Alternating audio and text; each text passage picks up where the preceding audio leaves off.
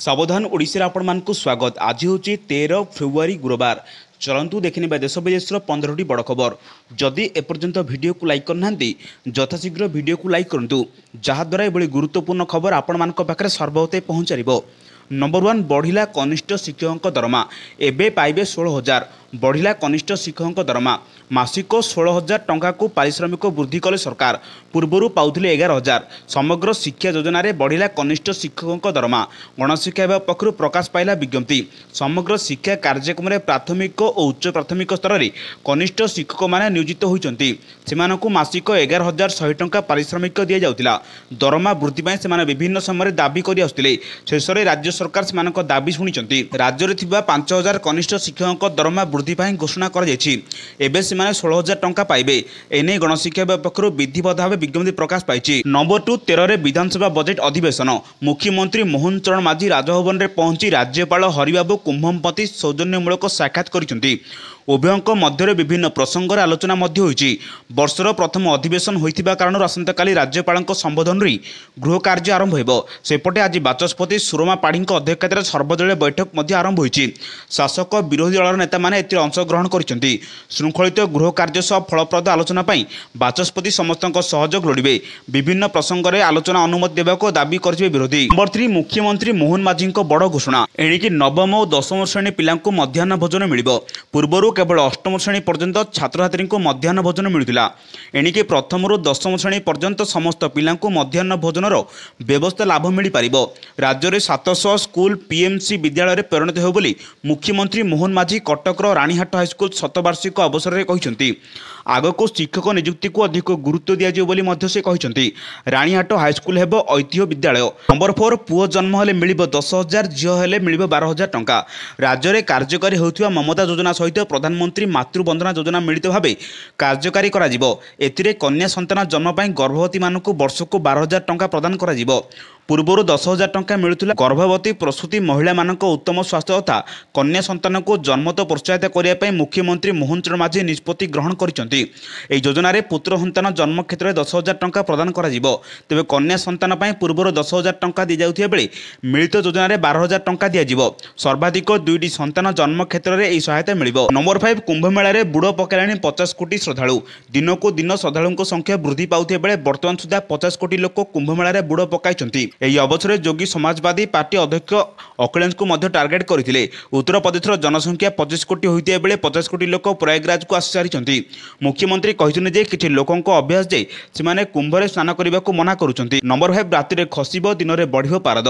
2 दिन पर सर्वनिम्न तापमात्रा 2 ରୁ 4 डिग्री पर्यंत ह्रास पाए बोली भुवनेश्वर पाणीपाग विज्ञान केन्द्र पक्षर सूचना मिली। फल राति शीतर प्रकोप बढ़िबार संभावना रही।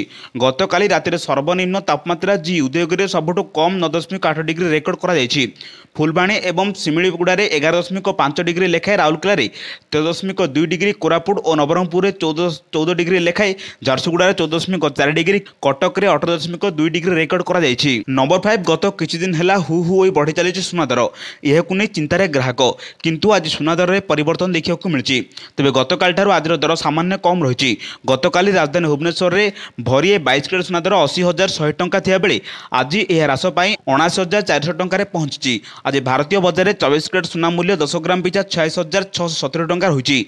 यह 22 कैरेट सुना मूल्य 79,400 टंका छुई।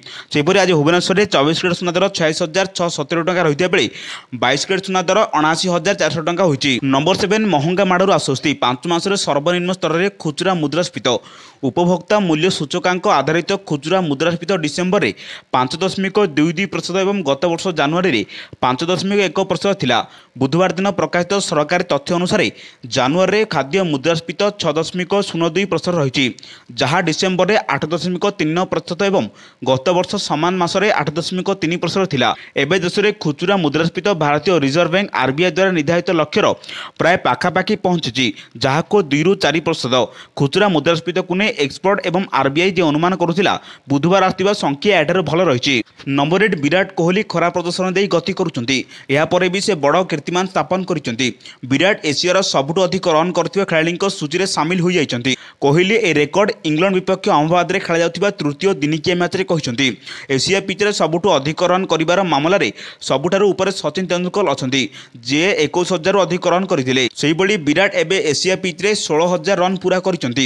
ବିରାଟ କୋହଲି ଏସିଆ ପିଚ୍ରେ 340 ପାଳିରେ 16,000 ରନ୍ର ସଂଖ୍ୟା ଛୁଇଁ ନେଇଛନ୍ତି। ନମ୍ବର 9 ମୁଖ୍ୟମନ୍ତ୍ରୀଙ୍କୁ ଭେଟି ନିମନ୍ତ୍ରଣ ଦେଲେ ଫିଲ୍ମ ନିର୍ଦ୍ଦେଶକ ବୋନି କପୁର ଏବଂ ଅଭିନେତା ଅର୍ଜୁନ କପୁର।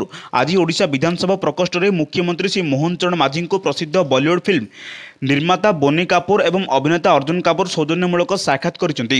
ଓଡ଼ିଶାରେ ଆୟୋଜିତ ହେବାକୁ ଥିବା ସେଲିବ୍ରିଟି କ୍ରିକେଟ ଲିଗ୍ରେ ମୁଖ୍ୟ ଅତିଥି ଭାବେ ଯୋଗ ଦେବା ପାଇଁ ବୋନି କପୁର ମୁଖ୍ୟମନ୍ତ୍ରୀଙ୍କୁ ନିମନ୍ତ୍ରଣ କରିଛନ୍ତି।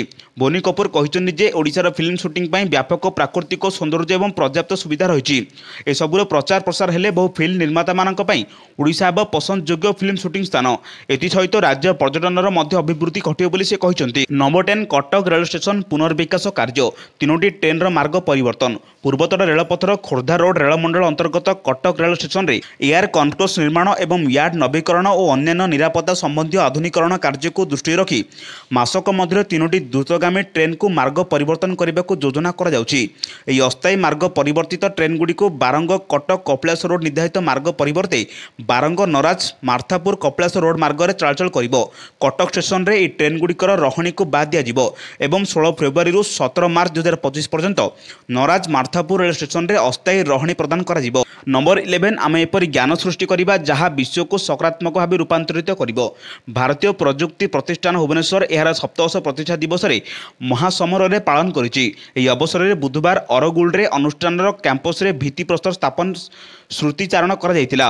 ଏହି ଅବସରରେ ରାଜ୍ୟପାଳ ଡକ୍ଟର ହରିବାବୁ କୁମ୍ଭମପତି ମୁଖ୍ୟ ଅତିଥି ଭାବରେ ଯୋଗ ଦେଇଥିଲେ। ପ୍ରାରମ୍ଭରେ ଆଇଆଇଟି ଭୁବନେଶ୍ୱରର ନିର୍ଦ୍ଦେଶକ ପ୍ରଫେସର ଶ୍ରୀପଦ କରମଲକର ସ୍ୱାଗତ ଭାଷଣ ଦେଇଥିଲେ। ସେ ପ୍ରତିଷ୍ଠାନର ଜନ୍ମ ଏବଂ ଆଇଆଇଟି ଭୁବନେଶ୍ୱରର କ୍ୟାମ୍ପସର ଇତିହାସ ସଂକ୍ଷେପରେ ବର୍ଣ୍ଣନା କରିଥିଲେ। ନମ୍ବର 12 ସୁଭଦ୍ରା ଯୋଜନାକୁ ନେଇ ରାଜ୍ୟ ସରକାରଙ୍କ ବଡ଼ ଘୋଷଣା। ଉପମୁଖ୍ୟମନ୍ତ୍ରୀ ପ୍ରଭାତୀ ପରିଡ଼ା ସୁଭଦ୍ରା ଯୋଜନାକୁ ନେଇ ପୁଣି ବଡ଼ ଘୋଷଣା କରିଛନ୍ତି। ଗତ ଫେବୃଆରୀ 8 ତାରିଖରେ ପ୍ରଥମ କିସ୍ତିର ଚତୁର୍ଥ ପର୍ଯ୍ୟାୟ ଟଙ୍କା ପଠାଇଥିଲେ ରାଜ୍ୟ ସରକାର। ଚତୁର୍ଥ ପର୍ଯ୍ୟାୟ 18 ଲକ୍ଷରୁ ଉର୍ଦ୍ଧ୍ୱ ମହିଳାଙ୍କୁ ମିଳିଥିବା 5,000 ଲେଖାଏଁ ସୁଭଦ୍ରା ଟଙ୍କା। ଆଉ କିଛି ହିତାଧିକାରୀ ବାକି ରହିଥିବା ବେଳେ ସେମାନଙ୍କୁ ମଧ୍ୟ ସୁଭଦ୍ରା ଟଙ୍କା କିସ୍ତି ମିଳିବା ନେଇ ସୂଚନା ଦେଇଛନ୍ତି ଉପମୁଖ୍ୟମନ୍ତ୍ରୀ ପ୍ରଭାତୀ ପରିଡ଼ା। ପଞ୍ଚମ ପର୍ଯ୍ୟାୟ ଟଙ୍କା ମିଳିବାକୁ ଯାଉଛି। ଏନେ ଭରସା ଦେଇଛନ୍ତି ଉପମୁଖ୍ୟମନ୍ତ୍ରୀ ପ୍ରଭାତୀ ପରିଡ଼ା।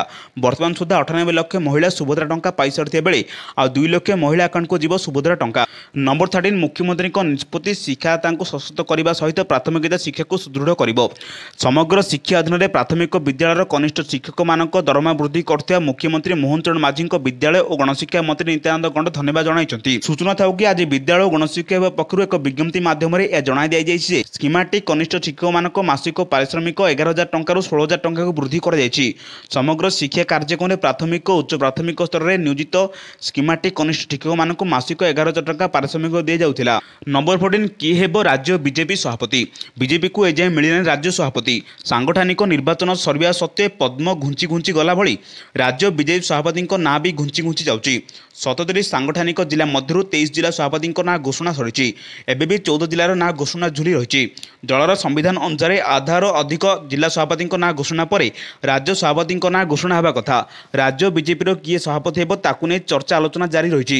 ରେସର ବର୍ତ୍ତମାନ ସଭାପତି ମନମୋହନ ସାମଲ ଆଗରେ ଅଛନ୍ତି।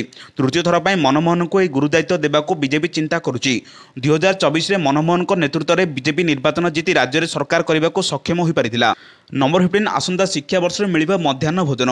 ମୁଖ୍ୟମନ୍ତ୍ରୀଙ୍କ ଘୋଷଣା ପରେ ସ୍ପଷ୍ଟ କଲେ ଗଣଶିକ୍ଷା ମନ୍ତ୍ରୀ ନିତ୍ୟାନନ୍ଦ ଗଣ୍ଡ। ଆସନ୍ତା ଶିକ୍ଷାବର୍ଷରୁ ନବମ ଓ ଦଶମ ଶ୍ରେଣୀ ଛାତ୍ରଛାତ୍ରୀଙ୍କୁ ସ୍କୁଲରେ ମିଳିବ ମଧ୍ୟାହ୍ନ ଭୋଜନ। ଏହାର ସମସ୍ତ ଖର୍ଚ୍ଚ ବହନ କରିବେ ରାଜ୍ୟ ସରକାର। ବଜେଟ୍ରେ ଏନେଇ ପ୍ରାବଧାନ କରାଯିବ ବୋଲି ସୂଚନା ଦେଇଛନ୍ତି ବିଭାଗୀୟ ମନ୍ତ୍ରୀ।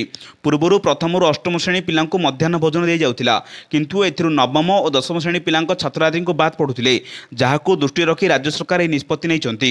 ଏହିଭଳି ଗୁରୁତ୍ୱପୂର୍ଣ୍ଣ ଖବର ପାଇବା ପାଇଁ ଆମ ଚ୍ୟାନେଲ ସହ ଯୋଡ଼ି ରୁହନ୍ତୁ। ଯଦି ଏପର୍ଯ୍ୟନ୍ତ ଭିଡ଼ିଓକୁ ଲାଇକ୍ କରିନାହାନ୍ତି ଭିଡ଼ିଓକୁ ଲାଇକ୍ କରିବା ସହ ଚ୍ୟାନେଲକୁ ସବସ୍କ୍ରାଇବ୍ କରନ୍ତୁ, ଯାହାଦ୍ୱାରା ଏଭଳି ଗୁରୁତ୍ୱପୂର୍ଣ୍ଣ ଖବର ଆପଣମାନଙ୍କ ପାଖରେ ସର୍ବହୃଦୟ ପହଞ୍ଚାରିବ। ବ୍ୟୁରୋ ରିପୋର୍ଟ ସାବଧାନ ଓଡ଼ିଶା।